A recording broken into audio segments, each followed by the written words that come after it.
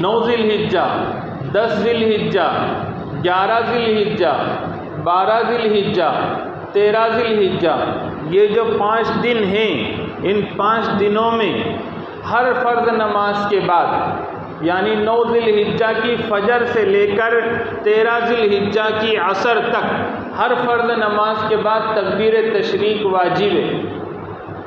ویسے تو ان پورے دنوں میں کثرت کے ساتھ تکبیر تشریق ہم نے کہتی رہنی ہے، اللہ اکبر اللہ اکبر، لا الہ الا اللہ واللہ اکبر، اللہ اکبر وللہ الحمد۔ ملاقاتیں کرو تو سلام دعا خیریت کے بعد یہ تکبیر ضرور کہو، چلتے پھرتے اور معاملات کرتے وقت میں اس تکبیر کو کہتے رہو، اور اس کے ساتھ ساتھ تیسرا کلمہ بھی کثرت کے ساتھ کہتے رہو۔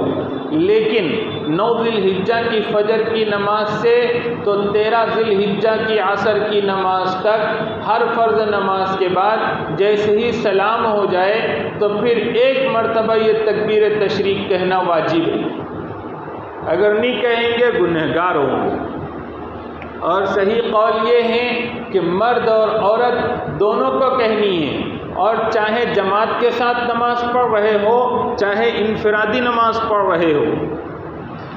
جماعت کے ساتھ نماز پڑھیں تو سب ہی ایک آواز میں اللہ اکبر لا الہ الا اللہ واللہ اکبر، اللہ اکبر وللہ الحمد کہیں۔ اور اگر آپ انفرادی طور پر فرض نماز پڑھ رہے ہیں تب بھی بلند آواز میں یہ تکبیر ایک مرتبہ کہے۔ خواتین یہ آہستہ آواز میں کہے گی،